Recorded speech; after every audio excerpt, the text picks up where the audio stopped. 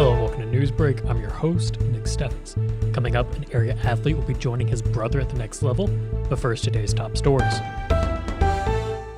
Wilson Distributor Service has been named the Small Business of the Year by the Mount Pleasant Area Chamber of Commerce. The award was given in recognition of Jason and Lisa Goody's outstanding contribution to the community. The couple has grown WDS nearly 10 times since taking it over 30 years ago. Jason said the key to their success was focusing on excellent customer service, following up with clients, and building a great team. The couple thanks the community, their family, friends, and God for their success. Wilson Distributor Service provides a range of products, including cleaning supplies, janitorial items, promotional items, and printing services. The award was determined by a panel of local judges who selected 5 finalists from over 20 applications.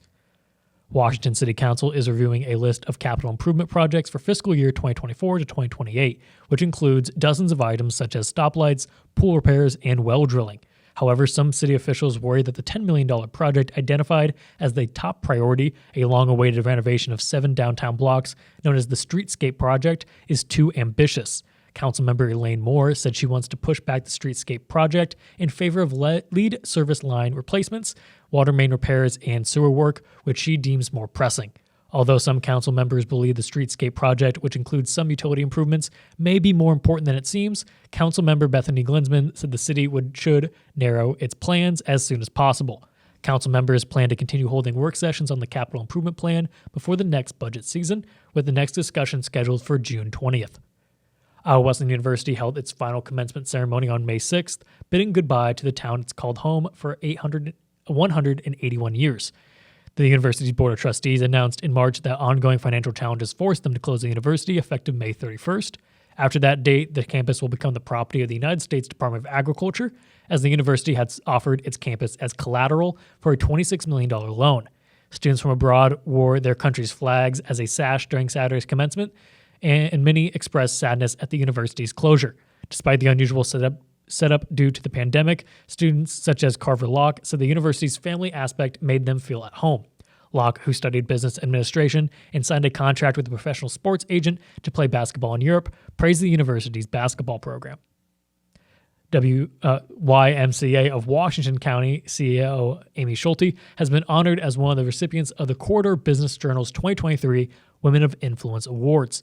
Schulte was recognized for her outstanding contribution to the community despite demanding personal and professional schedules, according to the CBJ website. Schulte said she was humbled and credited the overall impact of the YMCA on the community for her nomination.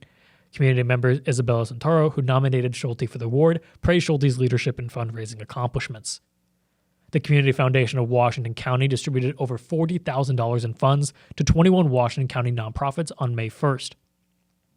These organizations have endowment funds invested with the CFWC and their lead organization, the Greater Cedar Rapids Community Foundation. The Community Foundation of Washington County has distributed over $450,000 to nonprofit causes in Washington County since its inception in 2006. The foundation aims to strengthen communities of Washington County by promoting philanthropy, supporting nonprofits, and helping donors fulfill their charitable goals.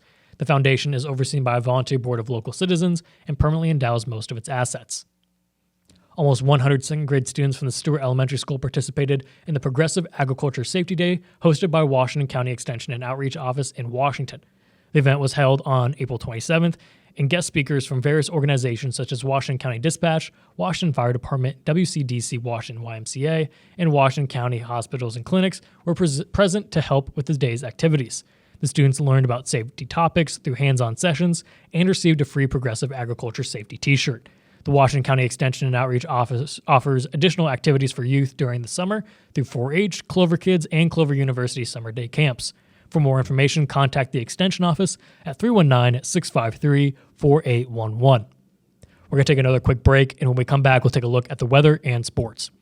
Since 1905, Kelowna Cooperative Technology Company has helped our community stay connected with the latest advancements in clear, dependable telecommunications services. KCTC provides rural Iowans with access to high-speed fiber internet, as well as phone, television, computer repair, and cybersecurity solutions. We're also proud supporters of local organizations and area schools within the community. KCTC, keeping Kelowna connected. At the Capper Auto Group, we put our customers' needs first and understand that everyone is as different as the vehicle they select. We offer new Ford, Chevrolet, Buick, GMC, Jeep, Chrysler, Dodge, and Ram vehicles in a friendly environment that puts you in the driver's seat. When it comes to service, we maintain factory-trained technicians and competitive pricing.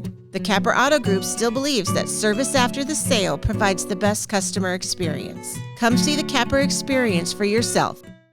Hospice isn't a place, it's a type of care that focuses on living. Servicing a 7-county area, the Hospice of Washington County staff of nurses, social work, hospice aides, spiritual and grief support, volunteers, music and massage therapists are able to provide free end-of-life care where the patient lives. We write wills, give consent for organ donation, but rarely is there a plan for what we would want the final phase of our lives. At Hospice of Washington County, we encourage our patients to be in charge of their healthcare decisions while maintaining quality of life. Tammy takes the time and has the personal interest in each one of us. I don't worry about what's going to happen because I know my policy is taken care of. She pulls what I need and puts it together, which is the program I get from her.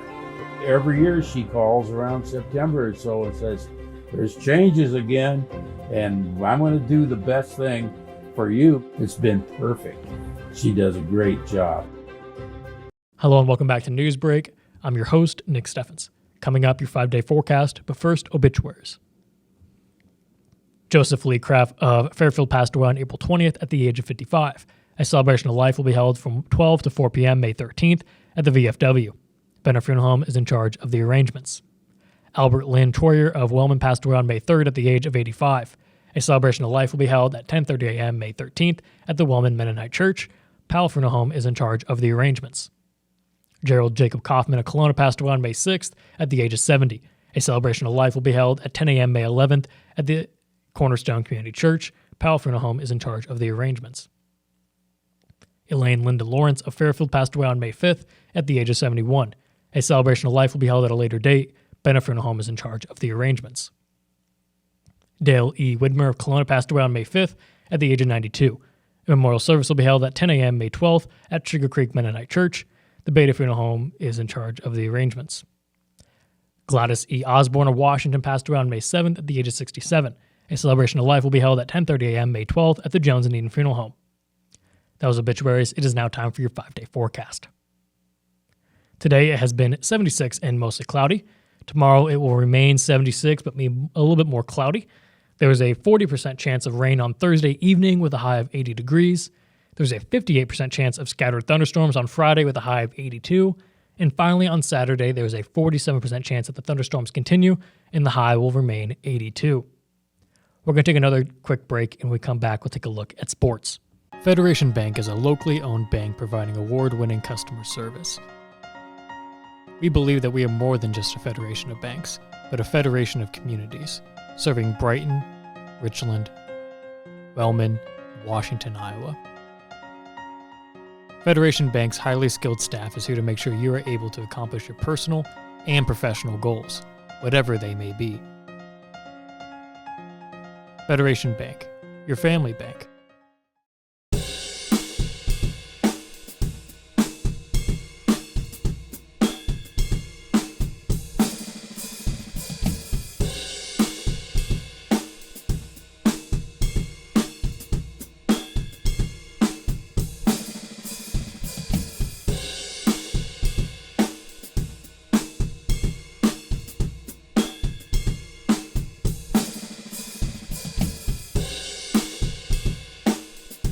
Family owned and operated by Andy and Sarah Ross. Ross Auto has been your vehicle repair and maintenance headquarters since 1935. We specialize in all makes of cars and light-duty trucks. With our variety of available services, let us help you keep rolling and your vehicle operating efficiently. Services include general auto repair, alignments, brakes, fuel injection, and more. Schedule your appointment today at 319-653-5656. That's 319-653-5656. Welcome back to Newsbreak. I'm your host, Nick Steffens. It is now time for sports. And now, sports, brought to you by Fairway.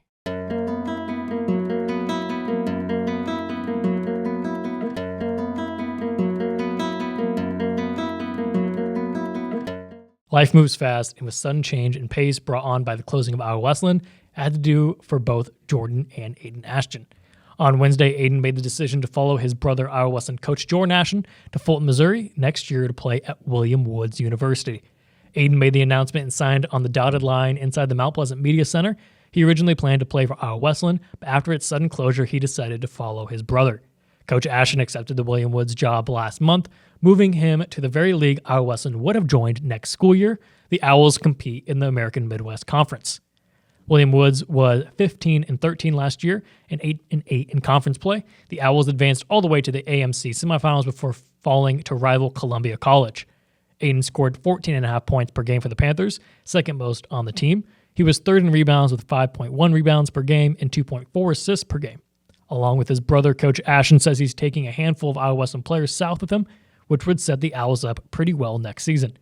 Ashton estimates 5 players from the 2022-23 Tiger roster will be on the Owls next season, and some have already taken to social media to announce their commitment. While at William Woods, Aiden plans on studying business.